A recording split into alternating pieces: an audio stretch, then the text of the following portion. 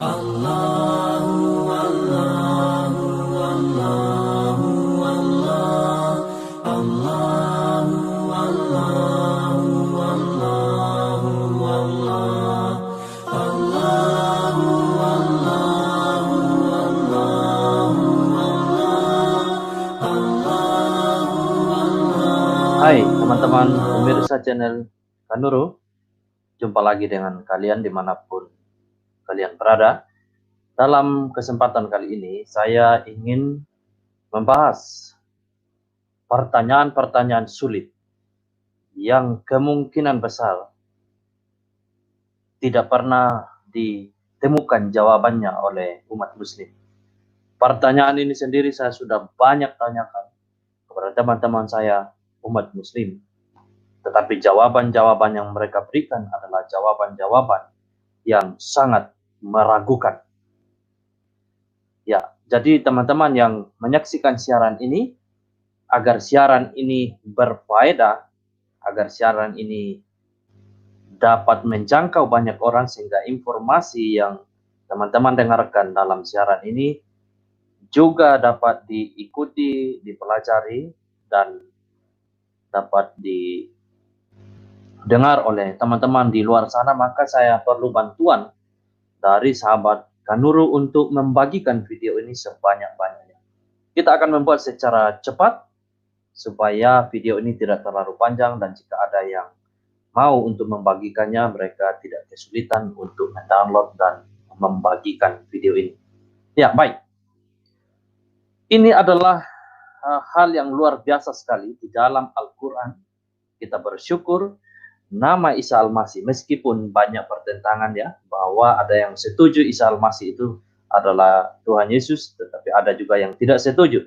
Saya secara pribadi, saya setuju dengan apa yang dikatakan oleh Pak Saifuddin Ibrahim, bahwa penggunaan nama Isa Al-Masih untuk tujuan penginjilan, why not? Kenapa tidak? Ya, bukankah juga kita mengakui bahwa wahyu umum itu ada dalam segala tempat, dan wahyu umum itu juga Tuhan berkenan untuk menyatakan sesuatu.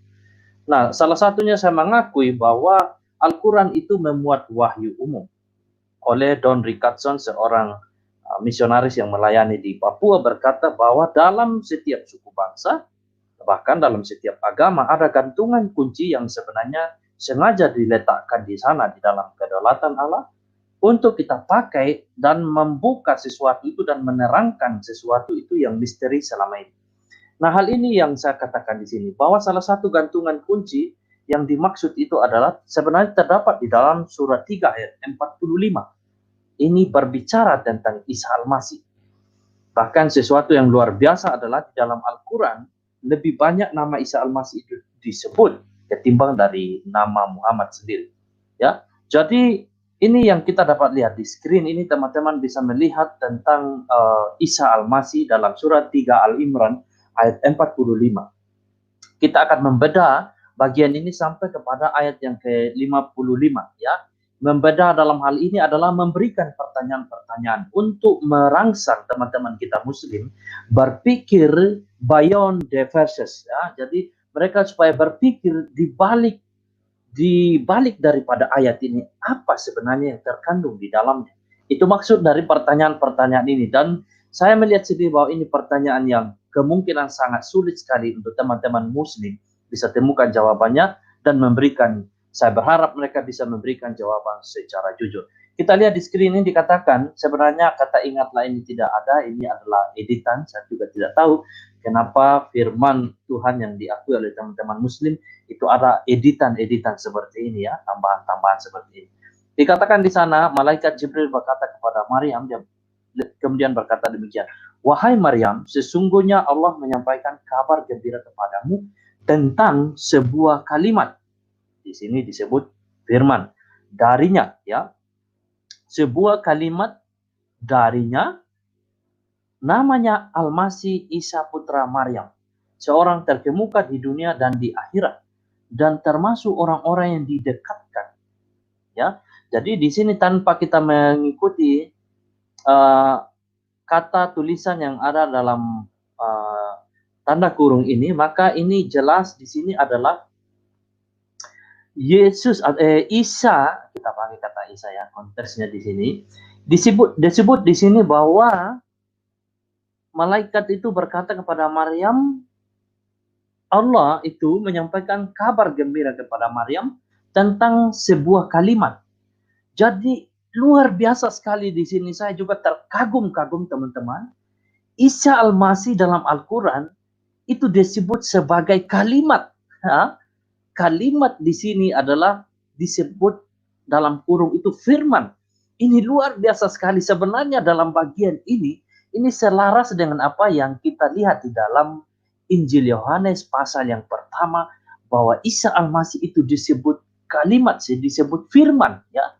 Tentu kalimat yang dimaksud di sini teman-teman jangan memahami hal ini dalam diksi kita sebagai orang Indonesia. Ini kalimat atau firman atau kalam Allah, kalimatullah, ini memiliki makna lebih besar daripada sekedar kalimat yang kita pahami dalam diksi kita sebagai orang Indonesia. Maka teman-teman yang mengerti maksud dari kalimat atau kalimatullah, istilah ini tolong teman-teman cari tahu hal ini ya. Babang Nursena juga pernah menjelaskan ini, dan bagi teman-teman muslim coba jujur dalam hati kalian sendiri, kenapa di sini dikatakan Isa itu adalah kalimat? Ini pertanyaan pertama yang harusnya teman-teman muslim temukan jawaban. Jadi izinkan saya untuk bertanya kepada teman-teman muslim, mengapa Isa itu disebut kalimat? Kenapa dia disebut kalam? Ya, tentang sebuah kalimat, ya, tentang sebuah kalimat darinya, dari Tuhan. Dan nama kalimat yang disampaikan itu adalah namanya Isa Al-Masih, Isa Putra Maryam. Apakah pemikiran ini juga teman-teman muslim memilikinya atau memiliki pendapat yang berbeda? Nanti teman-teman bisa buatkan dalam kolom komentar ya. Lalu ini menarik sekali teman-teman. Isa disebut sebuah kalimat dari Tuhan. Namanya Al-Masih, Isa Putra Maryam. Berarti Isa itu adalah kalimat, firman. Pertanyaannya adalah, bagaimana Isa bisa disebut sebagai firman, sebagai kalimat? Ini pertanyaannya, ini kan pasti makin meluas. Makin meluas artinya begini. Apakah di dalam sepanjang sejarah kehidupan umat manusia ada satu pribadi yang disebut kalimat? Ini pribadi ya, ini bukan sebuah wahyu yang turun dalam berupa tulisan sehingga itu kita sebut kalimat. Tentu kalimat atau kalima yang dimaksud di sini berbeda dengan wahyu dalam berupa tulisan atau wahyu dalam berupa suara yang diturunkan kepada Jibril. Tetapi ini kalimat berbicara tentang pribadi karena kalimat ini memiliki nama Al-Masih, Isa Putra Maryam. Ini kalimat ini yang dimaksud. Ini yang dimaksud dari sebuah kalimat yang datang daripada Allah. Namanya Isa Al-Masih, Isa Putra Maryam. Nah, ini pertanyaannya. Pertanyaan pertama, kenapa Isa disebut sebagai sebuah kalimat yang datang daripada Allah? Apakah teman-teman muslim pernah bertanya tentang hal ini? Kemudian pertanyaan kedua dari satu ayat ini adalah, apakah dalam sejarah pernah ada satu pribadi yang disebut sebagai kalimat, firman? Apakah dalam sejarah pernah ada satu pribadi yang diberi gelar dia itu adalah kalimat dari Tuhan, kalimatullah dari Tuhan? Dalam sepengetahuan teman-teman muslim, coba bertanya dengan jujur dalam hati teman-teman. Ya, ini dalam satu ayat ada begitu banyak pertanyaan. Saya berharap teman-teman muslim bisa atau pernah sekali untuk bertanya. Kalau teman-teman muslim belum punya jawaban, tolong tanyakan kepada pemuka-pemuka agama teman-teman muslim. Kenapa Isa disebut kalimat? Apa maksudnya Isa itu adalah kalimat? Apakah kalimat bisa dalam wujud seorang pribadi? Apa bedanya Isa sebagai kalimat dalam bentuk pribadi dengan kalimat dalam bentuk tulisan? Dalam hal ini Isa disebut kalimatullah dan firman yang turun dalam berupa tulisan itu itu digolongkan sebagai kitabullah, kitab Allah. Tetapi di sini Isa disebut kalimatullah. Namanya Isa putra Maryam. Ada dua pertanyaan tadi, teman-teman.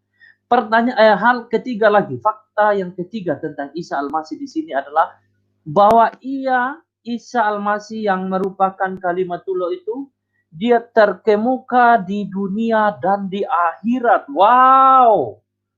Isa Al-Masih dideskripsikan di dalam ayat ini, dia terkemuka di dunia dan di akhirat. Ini sebuah deskripsi yang luar biasa sekali mengenai Isa. Pertanyaan pertama mengenai frasa ini adalah, apa maksudnya Isa seorang yang terkemuka di dunia dan di akhirat? Untuk frasa ini, apa maksudnya Isa disebut atau diberi predikat dia terkemuka di dunia dan di akhirat?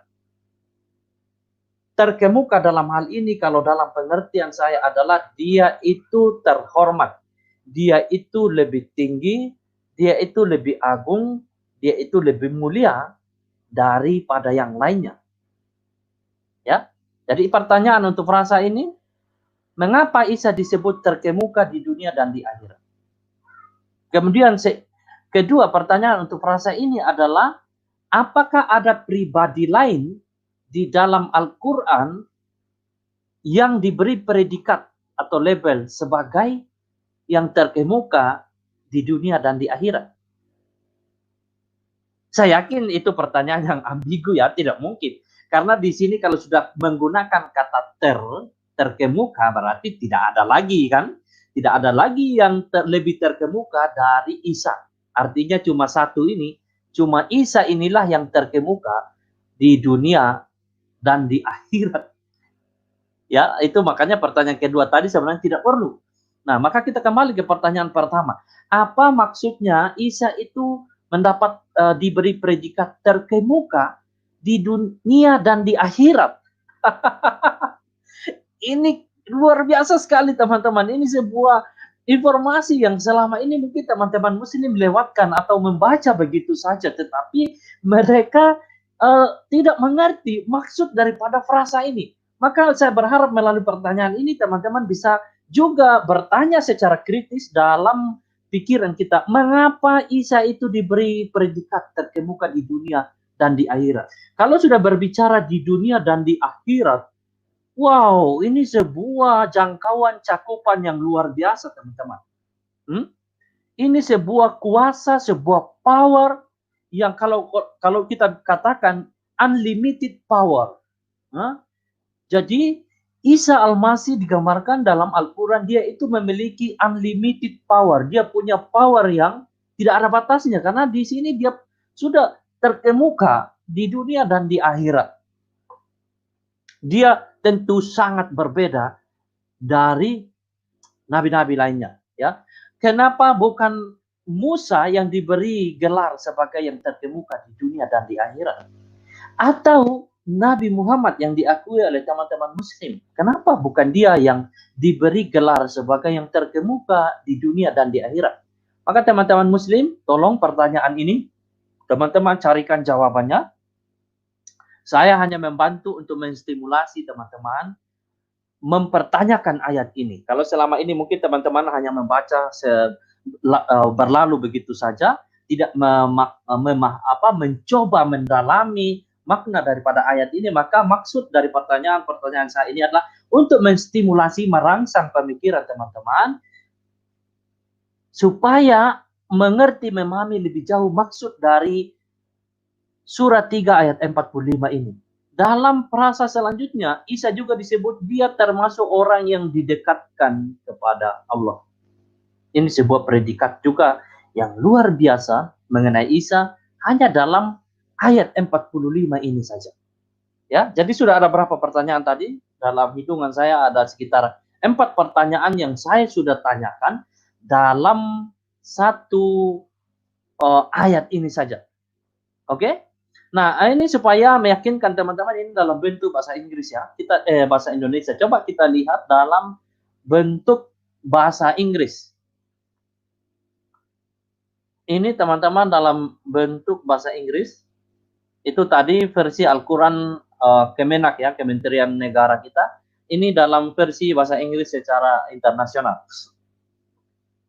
Sahih internasional. Kita lihat. Ya. Kita lihat ayat 45 di sini juga menggunakan ada tanda kurung ya. Jadi di sini dikatakan when the angel said, "Oh Mary, indeed Allah give you good tidings of a word from him, whose name will be the Messiah, Jesus the son of Mary." Nah, di sini menggunakan kata Jesus ya, tadi Isa.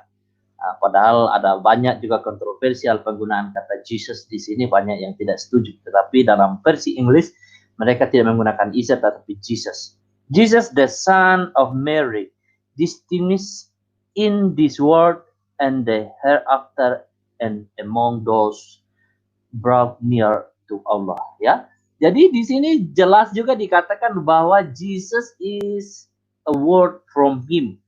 Yesus adalah kata darinya. Kalau kita terjemahkan secara lurus, Yesus adalah sebuah kalimat darinya, dari Allah tentunya di sini ya, yang namanya Mesias, putra Maryam. Dan dia itu terkemuka di dunia ini and the hereafter. Jadi dia punya power hampir sama dengan Kemenak tadi. Oke, kita kembali ya. Kita kembali, teman-teman. Saya sekali lagi ingatkan, tolong share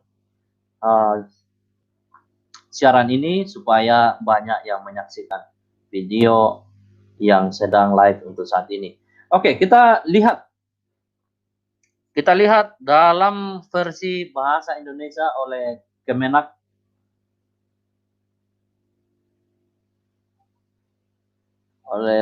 Kemenak kita lihat. Teman-teman silakan lihat di screen ini.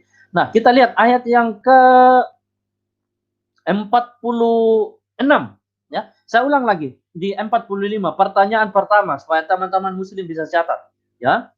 Kenapa Isa itu apa maksudnya Isa adalah sebuah kalimat? Apa maksudnya Isa adalah sebuah kalimat? Oke? Itu pertanyaan pertama. Kedua, mengapa Isa itu hanya Isa yang memiliki gelar predikat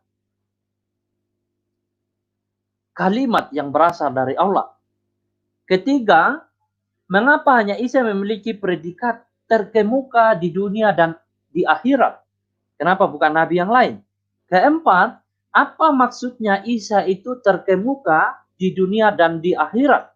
Dalam pengertian teman-teman muslim, apa maksudnya? Ya. Dalam frasa yang sama ada dua pertanyaannya. Kemudian kelima, kenapa Isa itu tergolong sebagai orang-orang didekatkan kepada Allah? Mungkin pertanyaan kelima ini mudah bagi teman-teman, tetapi 4 tadi saya yakin tidak ada jawaban yang dengan enteng teman-teman bisa beri jawaban. Kalau tanpa melalui sebuah pemikiran, sebuah ulasan, sebuah pendalaman yang ketat. Kita lihat ayat yang ke-46. Dan dia berbicara dengan manusia sewaktu dalam buayan. Dan ketika sudah dewasa, ia termasuk di antara orang-orang saleh. Ya. Ayat 46. Jadi dalam versi Inggris teman-teman dikatakan he will speak to the people in the cradle and in a maturity and will be of the righteous. Jadi Isa di sini lagi-lagi dikatakan dia punya kelebihan, keunggulan luar biasa sekali. Dari waktu dia masih di buayan, dikatakan demikian ya. Dari dalam buayan, Isa itu sudah berbicara dengan manusia, dengan orang dewasa. Wow.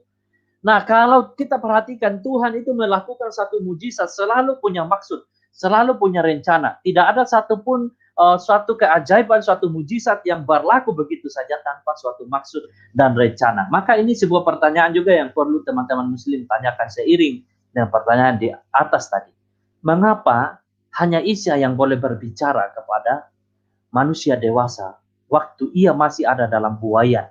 Mengapa hanya Isa? Kedua, apa tujuannya mujizat ini? Isa berbicara dengan manusia dewasa waktu ia masih dalam buaya. Tujuannya apa? Ketiga, dari ayat 46 ini, apa maksudnya Isa itu tergolong sebagai orang-orang saleh? Ya, di sini dikatakan ini sebuah predikat teman-teman yang luar biasa yang ditempelkan pada Isa Al-Masih. Dia digolongkan sebagai pribadi yang saleh, orang tergolong sebagai orang-orang saleh. Dia termasuk di antara orang-orang saleh. Wow, saleh artinya dalam pengertian kita itu adalah orang benar, orang suci. Isa dikatakan orang-orang saleh, dia orang benar. Ini sejalan yang kita lihat di dalam Alkitab bahwa Isa itu adalah pribadi yang benar, pribadi yang suci, dan tidak pernah sekalipun dia melakukan satu yang namanya dosa. Ya, dalam Al-Quran juga kemungkinan besar juga, mungkin teman-teman bisa koreksi saya, belum pernah mencatat satu dosa yang diperbuat oleh Isa. Dalam Alkitab juga demikian. Bahkan diberi keterangan bahwa Isa atau Yesus dalam Alkitab adalah dia pribadi yang benar, dia suci. Dia saleh. Ini sejalan dengan ini, dia saleh. Kenapa? Apa maksudnya Isa itu tergolong sebagai orang-orang saleh? Teman-teman muslim boleh jawab pertanyaan ini. Pertanyaan kesekian, saya sudah tidak tahu pertanyaan keberapa. Keenam atau ketujuh.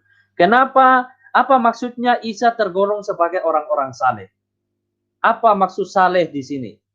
Lalu kedua, mengapa hanya Isa yang diberi predikat orang-orang saleh? Atau teman-teman muslim silakan daftarkan berapa banyak nabi atau rasul yang digolongkan sebagai orang-orang saleh di dalam Al-Quran, atau catatan yang dengan jelas mencatat ini. Itu pertanyaan untuk ayat yang ke-46. Kita lihat lagi di ayat yang ke-47 secara cepat teman-teman. Sekarang sudah 22 menit, oke? Di ayat 47 berkata demikian. Dia, Maryam berkata, "Ya Tuhanku, bagaimana mungkin aku akan mempunyai anak, padahal tidak ada seorang pun laki-laki, tidak ada seorang laki-laki pun yang menyentuhku." Dia, dalam kurung Allah, berfirman, demikianlah Allah menciptakan apa yang dia kehendaki, apabila dia hendak menetapkan sesuatu, dia hanya berkata kepadanya, jadilah, maka jadilah. Wow. Luar biasa sekali di sini teman-teman, ya. Jadi Isa itu dilahirkan dari seorang perawan, ya. Isa dilahirkan dari seorang perawan. Maka pertanyaan saya adalah kembali lagi, Tuhan itu selalu membuat sebuah mujizat itu punya maksud, punya rencana, punya sesuatu yang besar di balik dari sebuah mujizat yang terjadi. Maka yang perlu ditanyakan dalam ayat 47 ini adalah mengapa hanya Isa yang lahir dari seorang perawan? Apa tujuannya? Mengapa hanya Isa yang lahir dari seorang perawan? Dari seorang anak darah yang belum pernah disentuh oleh laki-laki manapun. Apa tujuannya?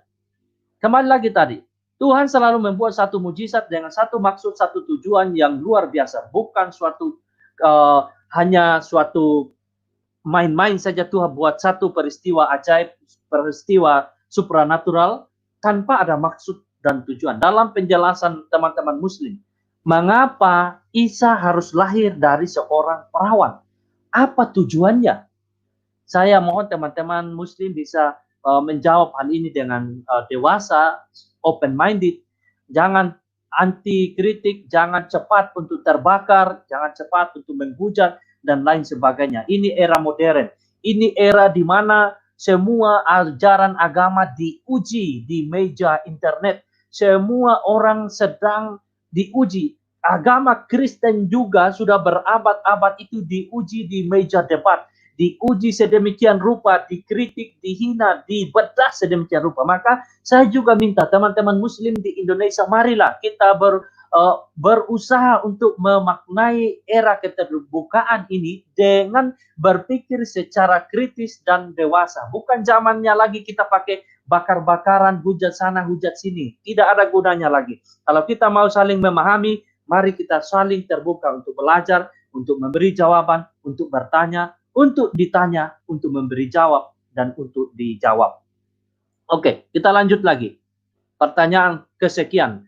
Mengapa hanya Isa yang boleh lahir dari seorang perawan? Ya, kenapa tidak ada nabi lain? Itu pertanyaan untuk ayat 47. Kenapa bukan Musa? Kenapa bukan Harun? Kenapa bukan Daud? Itu digolongkan nabi oleh teman-teman muslim. Atau kenapa bukan Nabi Muhammad? Tetapi hanya Isa yang boleh lahir dari seorang perawan. Itu pertanyaan pertama untuk ayat 47. Pertanyaan kedua untuk ayat ini adalah, apa tujuannya Isa harus lahir dari seorang perawan? Dalam penjelasan teman-teman muslim, untuk menurut teolog-teolog Islam, apa tujuannya Isa harus lahir dari seorang perawan? Untuk ayat 48 secara cepat. Di sini juga luar biasa catatan tentang Isa dalam ayat 48. Dan Allah mengajarkan kepada Isa kitab hikmah, Taurat, dan Injil. Ya, disinilah letak perbedaan kita dengan umat Muslim, bahwa Isa itu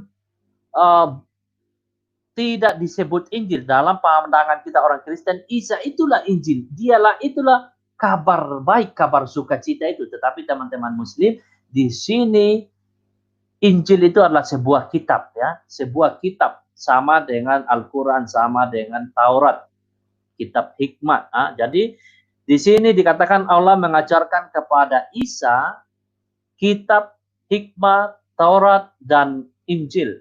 Dalam ayat dalam versi bahasa Inggris dikatakan, and he will teach him writing and wisdom and the Torah and the gospel. Jadi Allah mengajarkan kepada Isa kitab hikmat. Kitab hikmat itu teman-teman adalah Amsal, ya. Kitab Amsal. Kitab Taurat itu kemungkinan itu 5 kitab Musa. Lalu Injil, ya. Ini menarik sekali, dalam bahasa Arab bisa ada kata Injil. Injil ini bukan bahasa Arab, teman-teman muslim. Injil ini adalah kata Yunani, evangelion, ya. Tetapi bagaimana caranya bisa diadopsi di dalam Islam sehingga bisa ada kata Injil, evangelion di dalam Al-Quran atau bahasa Arab. Jadi ini adalah adopsi dari bahasa Yunani, teman-teman, ya. Jadi luar biasa sekali. Ini perbedaan. Ini kalau kita tanyakan lagi, teman-teman, berarti Allah sendiri yang mengajarkan kepada Isa itu tentang kitab-kitab ini, kitab hikmah, kitab Taurat, kitab Injil. Ya, lalu kemana kitab-kitab ini kita tidak tahu. Nanti teman-teman bisa lihat di catatan-catatan lainnya. Kita lanjut, tidak banyak yang saya tanyakan di ayat 48. Di ayat 49, teman-teman. Di ayat 49 cukup panjang, ya. Di ayat 49 kita lihat ayat 49 ini cukup panjang. Dan sebagai rasul kepada Bani Israel, dia berkata, aku telah datang kepada kamu dengan sebuah tanda mujizat dari Tuhanmu, yaitu aku membuatkan bagimu sesuatu dari tanah berbentuk seperti burung, lalu aku meniupnya, maka ia menjadi seekor burung dengan seizin Allah. Dan aku menyembuhkan orang yang buta sejak dari lahir, dan orang yang berpenyakit kusta, dan aku menghidupkan orang mati dengan seizin Allah, dan aku memberitahukan kepadamu apa yang kami makan, dan apa yang kamu simpan di rumahmu. Sesungguhnya pada yang demikian itu terdapat suatu tanda kebenaran kerasulanku, bagimu jika kamu orang-orang beriman, di ayat 49 ya teman-teman. Jadi dalam ayat 49, pertanyaan saya bagi teman-teman muslim adalah, menurut teman-teman muslim, apa mujizat Al-Masih yang paling hebat? Dalam ayat 49 ya, apa mujizat Al-Masih yang paling hebat dalam bagian ini? Di sini dideskripsikan dia buat burung dari tanah liat ya, dia buat burung dari berbentuk burung dari tanah liat, lalu memberi nafas kepada burung itu oleh seizin Allah. Dia juga menyembuhkan orang yang buta sejak lahir, ya, dan menyembuhkan orang berpenyakit kusta yang tidak disukai orang. Lalu di sini aku menghidupkan orang mati. Wow, ini luar biasa sekali ya. Isa menghidupkan orang mati. Orang mati dihidupkan oleh Isa, tetapi ada yang lain mematikan orang hidup. Ini keren sekali. Kita bersyukur ya, ini sebuah deskripsi yang luar biasa tentang Isa. Dia menghidupkan orang mati, meskipun yang lain mematikan orang hidup. Ya, ini saya yakin ini adalah sebuah mujizat terbesar yang dilakukan oleh Isa, meskipun di sini dikatakan oleh seizin Allah ya. Tetapi kita lihat dalam Al-Quran mencatat bahwa Isa melakukan mujizat terbesar ini. Teman-teman, ini sesuatu hal yang perlu teman-teman muslim pikirkan, renungkan mengenai bagian ini ya. Itu yang saya lihat di ayat 49. Kita lihat di ayat 50.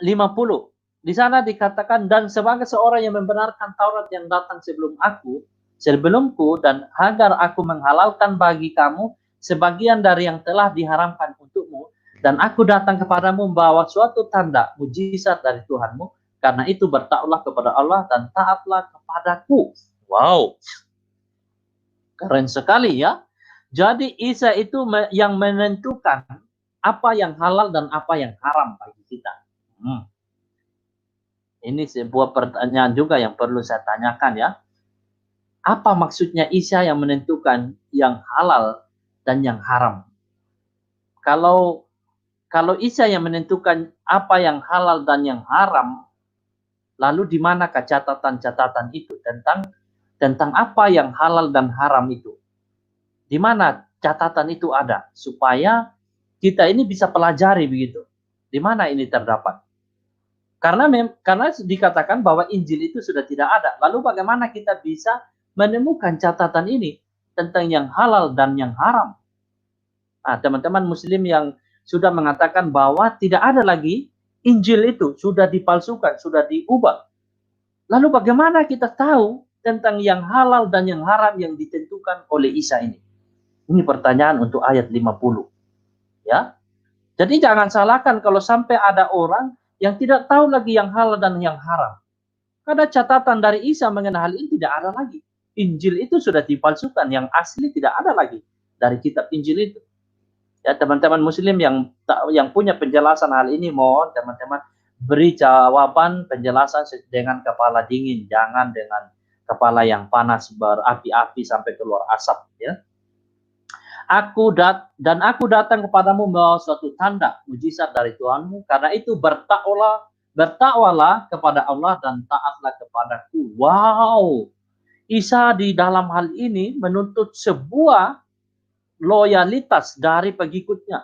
Mereka harus bertakwa kepada Allah dan taat kepada Dia. Ini juga sebuah frasa yang luar biasa, teman-teman. Kalau kita mau bertanya di sini, kenapa seolah-olah Isa di sini kok mensejajarkan akan status posisinya dengan Allah? Artinya dia menuntut sebuah ketaatan dari para pengikutnya supaya mereka bertakwa kepada Allah, dan juga pada saat yang sama mereka juga pengikutnya juga dituntut untuk taat kepada Isa. Nah, masalahnya adalah begini. Karena tidak ada lagi pengikut Isa yang benar itu menurut Muslim, mereka sudah tidak lagi punya Injil yang mencatat tentang pengajaran Isa, itu tidak ada lagi. Lalu bagaimanakah pengikut Injil ini, pengikut Isa ini bisa bertakwa kepada Allah? Siapakah pengikut Isa ini yang sebenarnya? Kalau teman muslim kan mereka adalah pengikut Nabi Muhammad, ya, pengikut Nabi Muhammad. Saya yakin dalam pembacaan selanjutnya kita akan lihat bahwa ternyata dalam rekod Al-Quran pengikut Isa itu masih ada sampai akhir zaman. Itu kita akan lihat dalam ayat-ayat selanjutnya. Itu begitu dalam bagian ini. Maka ini pertanyaan juga bagi teman-teman Muslim. Mengapa Isa itu menuntut untuk pengikutnya harus bertakwa kepada Allah dan juga pada saat yang sama juga mereka harus taat kepadanya. Lalu kemudian seiring dengan bagian ini adalah dalam hal apa atau dalam cara bagaimana pengikut Isa itu harus taat kepada Isa. Ini juga pertanyaan yang teman-teman Muslim harus renungkan. Ayat 51. Sesungguhnya Allah itu Tuhanku dan Tuhanmu. Karena itu sembahlah Dia, inilah jalan yang lurus. Ya. Jadi di sini disebutkan Allah itu Tuhannya Isa dan Tuhannya para pengikutnya. Karena itu sembahlah Allah itu dan inilah jalan yang lurus. Kita lihat di ayat 51 dalam bentuk English. Dalam bentuk English dikatakan demikian. Indeed, Allah is my Lord and your Lord. So worship Him. That is the straight path. Jadi Dialah jalan yang lurus. Allah itulah jalan yang lurus. Ikutlah Dia, katanya. Tidak ada pertanyaan untuk ayat 51. Teman-teman Muslim senang karena saya tidak perlu tanyakan lagi ini. Di lain waktu kita akan tanya mengenai ayat ini. Ayat 52. Maka ketika Isa merasakan keingkaran mereka, Bani Israel, dia berkata, siapakah yang akan menjadi penolong untuk menegakkan agama Allah? Para Hawariyun, sahabat setia, menjawab, kami penolong agama Allah. Kami beriman kepada Allah dan saksikanlah bahwa kami adalah orang-orang Muslim. Nah, jadi waktu itu, waktu zaman Isa berarti di bagian mana ini? Maka ketika Isa merasakan keingkaran mereka, siapakah yang akan menjadi? Waktu itu menurut bagian ini sudah ada Muslim pada waktu itu, pada zaman Isa, ya. Jadi, ini Muslim kapan muncul ini? Orang kami beriman kepada Allah dan saksikanlah bahwa kami adalah orang-orang Muslim. Bagaimana mungkin Muslim sudah muncul di zaman Isa sementara Nabi Muhammad yang membawa ajaran Islam itu belum ada? Ini juga sebuah pertanyaan, ya. Kenapa? Bagaimana? Siapa yang memimpin mereka ini nih? Yang beriman kepada Allah ini adalah orang-orang Muslim. Siapa yang memimpin mereka? Dan ini lalu digolongkan sebagai Muslim. Bagaimana bisa digolongkan sebagai Muslim sementara Nabi Muhammad sendiri yang membawa ajaran tentang Islam itu belum ada pada saat atau zaman Isa Al-Masih. Teman-teman Muslim, minta tolong beri saya jawaban. Saya hanya bertanya. Saya ingin belajar dari teman-teman yang memahami lebih dalam akan hal ini. Ya, oke, setuju ya? Oke, kita lihat langsung di ayat 55. Ini sesuatu hal yang juga menarik perhatian bagi saya dan saya kepingin sekali tanya kepada teman-teman Muslim. Nanti channel-channel Muslim boleh menjawab pertanyaan saya ini. Baik itu admin channel Muslim menjawab, saya kasih kesempatan untuk saudaraku menjawab pertanyaan ini dengan santun, dengan cara yang elegan dan open-minded. Demikian juga untuk channel-channel lainnya. Di ayat 45 berbunyi demikian. Ketika Allah berfirman, wahai Isa, aku mengambilmu dan mengangkatmu kepadaku, serta menyucikanmu dari orang-orang kafir, dan menjadikan orang-orang yang mengikutimu di atas orang-orang kafir, hingga hari kiamat. Ya, jadi orang-orang yang mengikuti Isa Al-Masih itu dijadikan orang-orang ya, kita ulang ya. Serta menyucikanmu dari orang-orang kafir dan menjadikan orang-orang yang mengikutimu di atas orang-orang yang kafir hingga hari kiamat. Jadi orang yang mengikuti Isa itu dibuat mereka menjadi orang yang di atas orang kafir hingga hari kiamat. Kemudian kepadaku engkau kembali, aku beri keputusan tentang apa yang kamu perselisihkan. Wow, ini sebuah predikat yang luar biasa teman-temanku. Kita lihat dalam versi bahasa Inggris ya. versi bahasa Inggris, bagi yang ngerti bahasa Inggris bisa memahami bagian ini. Oh Jesus, indeed I will take you and raise you to myself and purify you from those who disbelieve and make those who follow you superior to those who disbelieve until the day of resurrection. Then to me is your return, and I will judge between you concerning that in which you used to differ. Jadi di sini arti dari tadi yang dikatakan tadi, orang yang mengikut Isa itu ada di atas orang kafir. Dalam versi Inggris dikatakan bahwa mereka itu superior. Ya. Orang-orang yang mengikuti Isa itu lebih superior dari orang-orang yang tidak percaya. Wow, teman-teman, ini luar biasa sekali, teman-teman. Jadi orang-orang yang mengikuti Isa itu dibuat lebih superior. Mereka lebih superior dari orang-orang kafir. Wow, luar biasa sekali. Berarti orang-orang yang percaya mengikuti pengajaran Isa Al-Masih, mereka itu orang superior. Dan mereka itu, orang-orang yang superior itu, mereka superior sampai hari kiamat. Nah, sekarang kan belum kiamat nih.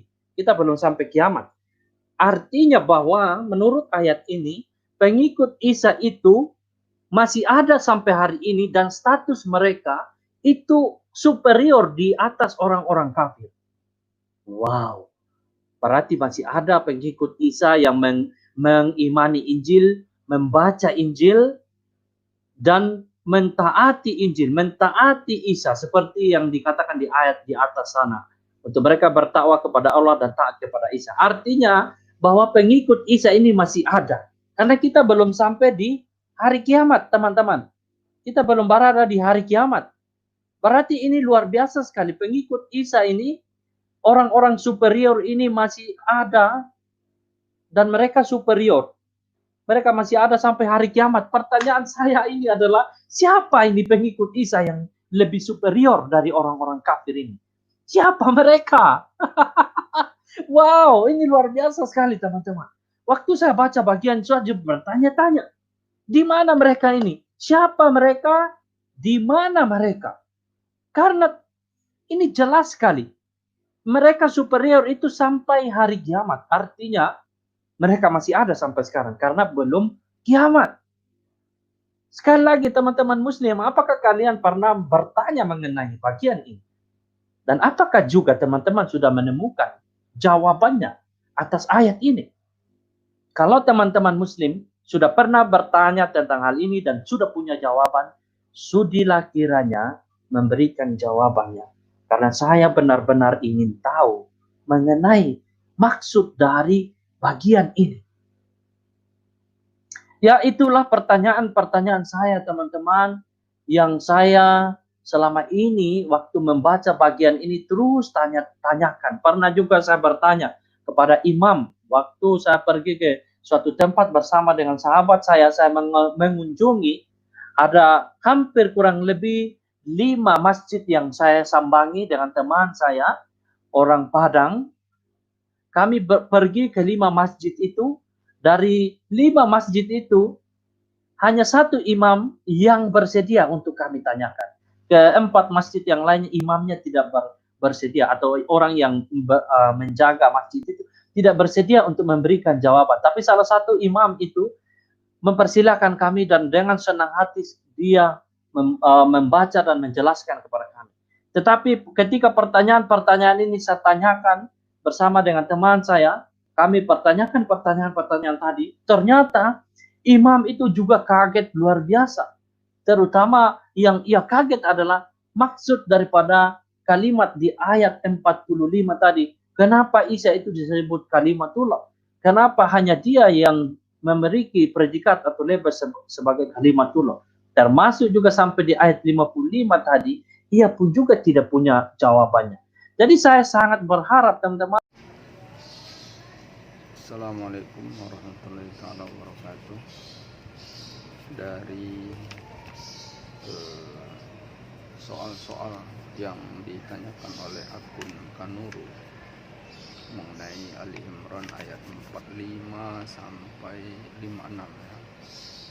Banyak sekali soal yang akan dia tanyakan. Soal ini sulit ya, bukan karena soalnya yang sulit, tetapi karena banyak kali soalnya ya. Tapi mungkin kalau kita tidak sempat waktunya ya, nanti mungkin dibagi 2 season atau 4. Yang pertama ayat Ali Imran 45 ya.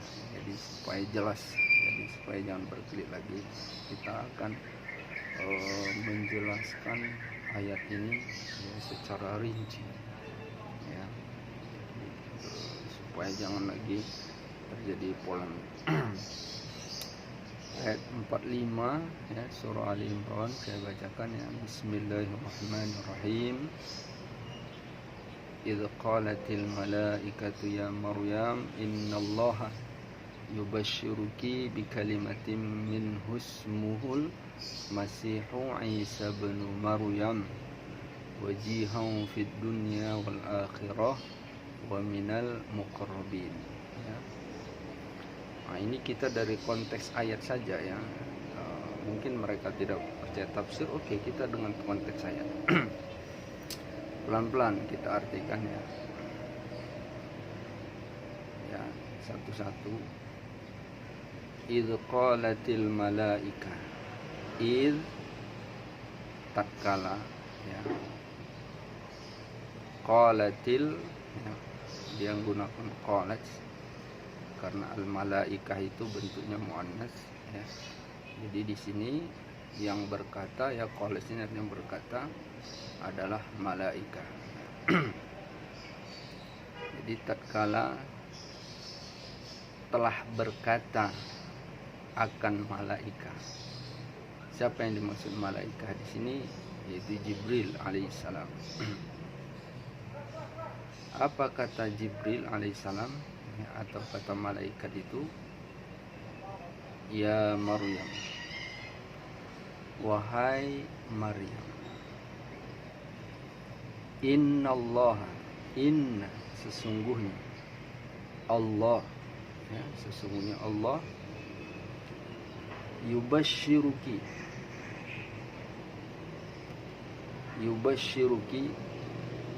ia mengkhabarkan kabar gembira ki kepadamu. Ki ini kata ganti orang kedua perempuan ya, maksudnya kepada Maryam ya. Saya ulangi, innallaha yubashshiruki, inna sesungguhnya Allah yubashshiruki ia menghabarkan kepadamu kabar gembira wahai Maryam. Apa kabar gembiranya? Bikalimatin ya. Bikalimatin, dengan kalimah ya. Nah, ini yang sering terjadi polemik. Kalimah ini berarti maknanya entah apa-apa macam-macam. Kalimah ini ya dalam bahasa Arab artinya adalah kata ya, satu kata ya. Jadi arti kalimah ini artinya satu kata. Memang ada perbedaan ya. Mungkin kalimah dalam bahasa Indonesia itu mengutip dari bahasa Arab ya, mengutip dari bahasa Arab ya. Tetapi ada kesalahan orang Indonesia mungkin mengutipnya. Kalimah dalam bahasa Arab itu artinya kata ya, atau lafal ya. Atau kalim ya, kalimah ya, ya apa namanya, kalau dalam matan alfiyah ya, itu kalamuna lafzul mufidu kastaqim ya. Jadi lafdu itu maknanya kalimah atau kalim ya, kalim ya. Kalim, kalimah atau lafzun. Ya, itu artinya kata, satu kata. Jadi kalimah satu kata, kalimatani dua kata, kalimat itu banyak kata. Banyak kata itu artinya ya banyak kata, misalnya rumah, ada kata rumah, kata taman, ya, kata danau, ya. Tetapi dia hanya susunan kata-kata yang banyak. Jadi ada perbedaan antara kalimat dengan kalam, ya. Makna kalam dengan kalimat itu beda, ya. Kalau kalimat susunan kata-kata yang susunannya suka hati apa-apa, tapi nggak ada maknanya dari susunan itu. Tapi kalau kalam adalah susunan kata yang dia mempunyai makna, itulah yang namanya kalam, ya. Jadi kalam ini terdiri dari, kalau dalam bahasa Indonesia, subjek, predikat, ya, seminimal, ya, subjek, predikat, ya, plus objek kalau lebih bagus. Tapi kalau subjek, predikatnya atau fiil, fa'il atau mubtada khobar, ya, nah, ini namanya kalam. Tapi kalau kalimat itu kata-kata yang banyak tapi enggak mempunyai makna, ya. Nah, kalau dikatakan orang nggak paham apa maksudnya, ya. Misalnya kita katakan durian, rumah, danau, masjid, lapangan, taman, maksudnya apa nggak ada. Tapi kalau kita katakan, ya, dia pergi ke masjid, itu namanya kalam, ya. Jadi kalimah ini satu kata, ya. Jadi maksud, ya, yubasyiruki bi kalimah, ya, yubasyiruki bi kalimah, ya Allah menghabarkan gembira kepadamu Maryam dengan kalimah, ya. Dengan kalimah, dengan satu kata. Apa maksud satu kata ini, ya? Jadi bahwa Allah menghabarkan kamu dengan satu kata, minhu, dari Allah itu, ya. Dengan satu kata itu maka menjadi seorang, atau dia dikaruniai seorang anak laki-laki, ya. Hanya satu kata itu. Apa kata itu? Kata itu adalah kun, ya. Kata itu kun. Ya, jadi Maryam dikaruniai anak, dia hanya dengan kata kun aja dari Allah, ya. Beda kalau seperti Zakaria, juga dia dikaruniai anak begitu lama, padahal istrinya mandul, ya. Sampai dia tuanya, sampai dia pun dia seperti tidak percaya, ya. Tetapi bagi Allah tidak ada yang mustahil, ya. Di hari tuanya dan istri yang mandul dia dikaruniai, tetapi dia tidak dengan kalimah, dengan tidak kata kun dari Allah, tetapi melalui pertemuan sperma dan indung telur juga, artinya hubungan suami istri, hubungan antara Zakaria dengan istrinya. Begitu juga Ibrahim, ya, dia baru dikaruniai anak di hari tuanya, ya. Dia lama menikah, ya, sekitar umur 95 tahun baru dia dikaruniai anak. Dia pun sudah hampir tidak percaya atau tidak mungkin lagi mempunyai anak, ya. Tetapi tidak mustahil bagi Allah. Tetapi proses dari anak Ibrahim tetap pertemuan atau hubungan suami istri antara Ibrahim dengan istrinya. Tetapi Maryam, dia dikaruniai anak laki-laki tidak melalui hubungan, karena Maryam masih perawan, dia belum menikah. Dia hanya dengan bikalimah, dengan satu kata. Apa kata itu? Kun. Jadi itu kun. Jadi nggak usah berpolemik, oh, ini kalimah apa nih.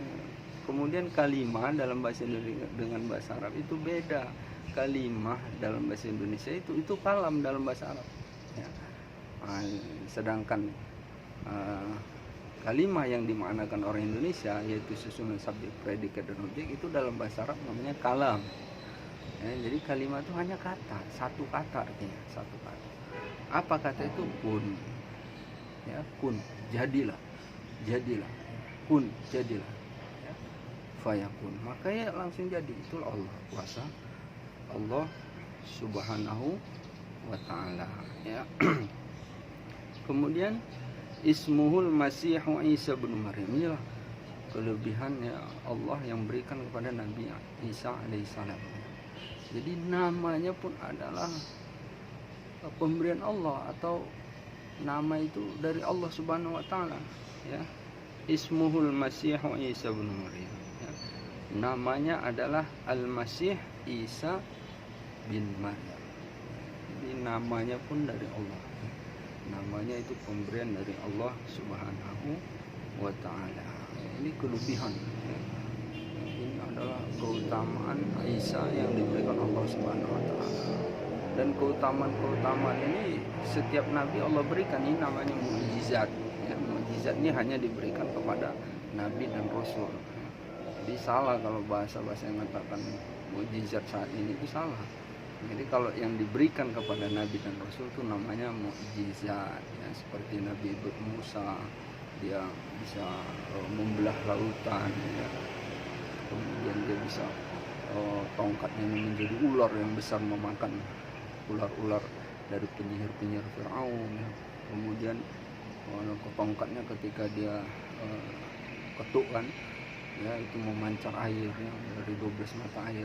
Ini namanya mukjizat, ya. Video Nabi Ibrahim, ya, sampai sekitar 14 hari dibakar, tetapi dia tidak terbakar, bahkan dia kedinginan di dalam. Ini namanya mukjizat. Begitu juga Nabi Muhammad sallallahu alaihi wasallam ketika berperang, ya, hanya makanan yang sedikit, ya, dia masukkan tangannya, itu semua pasukannya, ya, makan itu dari situ sehingga sampai semuanya udah kekenyangan, makanan itu masih berlebih, ya. Ini namanya mukjizat.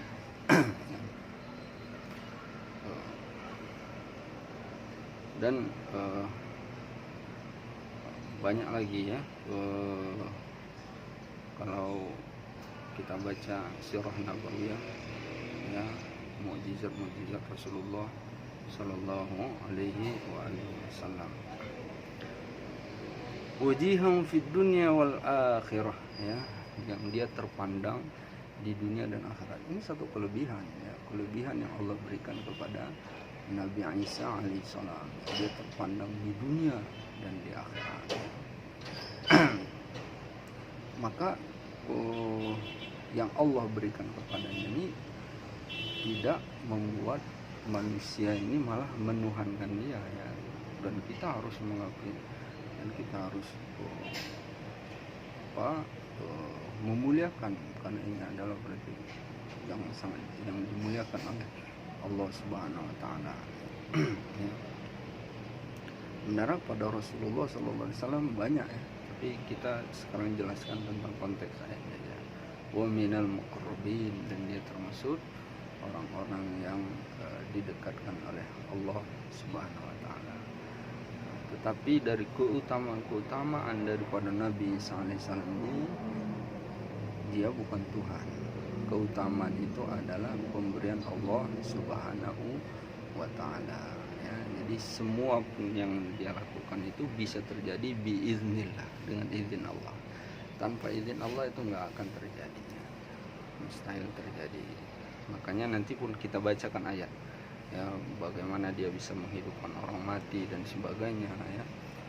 Itu semua bisa terjadi biiznillah. Kuncinya biiznillah, ya. Jadi jangan tinggalkan dengan izin Allah. Tanpa izin Allah itu mustahil terjadi, ya. Jadi jangan sampai mengelirukan kita, bahwa sebenarnya sangat jelas sekali bahwa keutamaan ini kalau kita kembalikan pun, ya, tapi kenapa Nabi Isa ini seperti dia ada yang lebih tinggi yang menakdirkan dia, itu menunjukkan bahwa dia bukan Tuhan. Nah, kemudian ini sedikit saya potong nih, kekeliruan orang yang mengatakan bahwa Nabi Musa itu dia mati, ya, disalib, ya. Itu ayatnya di dalam Quran surah Maryam.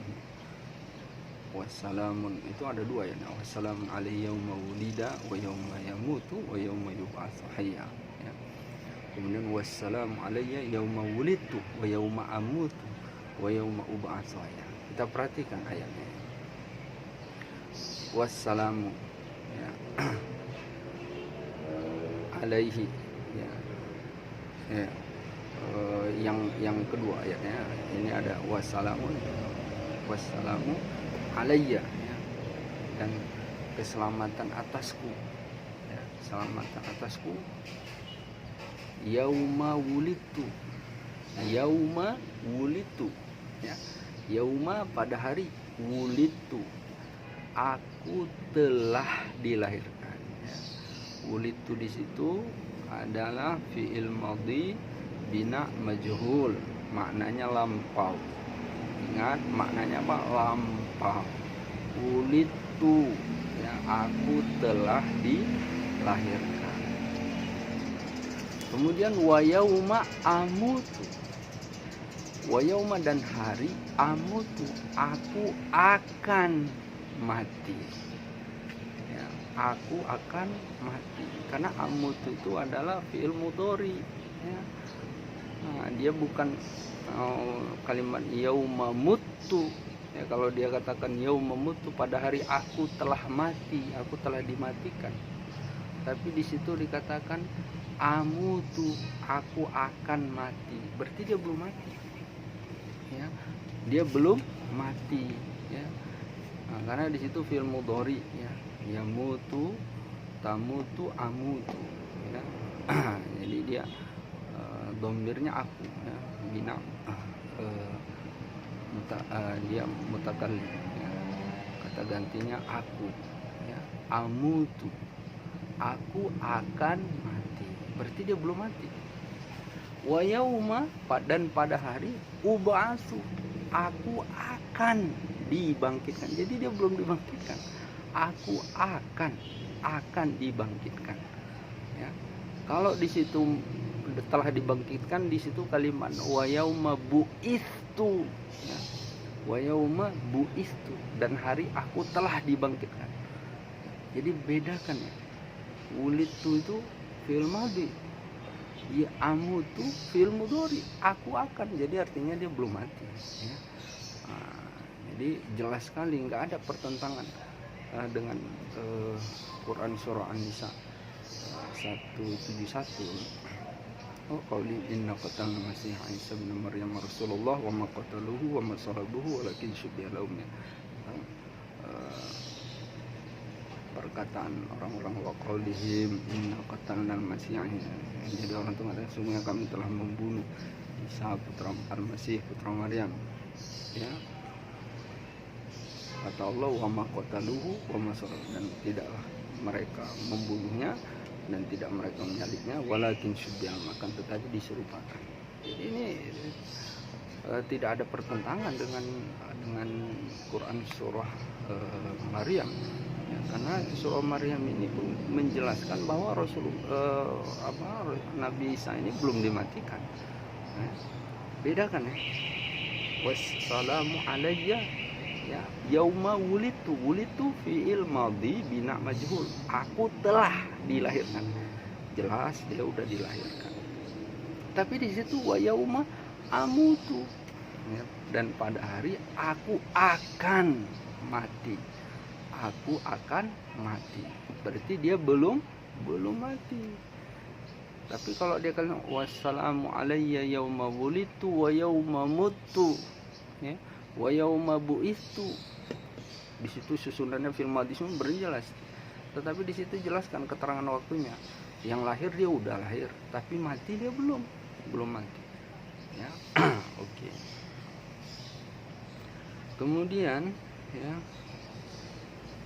pertanyaan yang kedua, adakah nabi selain Isa yang terkemuka di dunia dan akhirat? Ya, semua nabi terkemuka di dunia dan akhirat, dan semua itu diceritakan, ya. Ya, jadi semua nabi itu dan rasul itu terkemuka,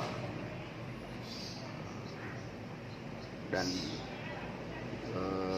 itu nanti banyak, ya, nanti akan saya jelaskan kumpulan-kumpulan bagaimana keutamaan Nabi Muhammad Sallallahu Alaihi Wasallam, ya, keutamaan Nabi Ibrahim, Nabi Ismail, Ishak, Nabi Musa, itu semuanya terkemuka, ya. Memang ada dia yang leader, ya, Sayyidul, dia pemimpin, tapi dikatakan pemimpin para nabi dan rasul nanti di akhirat Nabi Muhammad Sallallahu Alaihi Wasallam. Ya. Dan keutamaan Nabi Muhammad ini banyak diceritakan di dalam kitab Injil Barnabas, Injil yang enggak diakui oleh orang Kristen. Nah, itu jelas sekali yang dikatakan bagaimana Nabi Adam ketika dia melakukan kesalahan, dia berwasilah, ya Tuhan ampunilah aku demi Allah, demimu dan Muhammad. Allah sampai heran, kenapa kamu tahu Muhammad? Karena setiap pintu surga aku lihat namamu disandingkan dengan namanya. Ya. Jadi itu semua nabi dan rasul ya terkemuka ya. Mungkin memang Nabi Isa ini sangat dimuliakan Allah ya, karena memang dia proses penciptaannya subhanallah ya. Tetapi ini menjadi ujian bagi umat yang mengagungkan dia, sampai jangan tergelincir menjadi menuhankan. Ketika menuhankan, kamu sudah tergelincir dan kamu celaka ya. Dan kamu makanya nanti Nabi Isa pada hakikatnya dia diturunkan ini mau meluruskan orang-orang yang menuhankan dia ya. Jadi Nabi Isa itu bukan Tuhan, yaitu Nabi dan Rasul Allah Subhanahu wa Ta'ala ya. Kemudian yang pertanyaan selanjutnya panjang sekali ya, nanti payah downloadnya, nanti akan saya lanjutkan. Mungkin ini dulu ya part pertama, nanti kita lanjutkan lagi. Bismillahirrahmanirrahim. Assalamualaikum warahmatullahi wabarakatuh.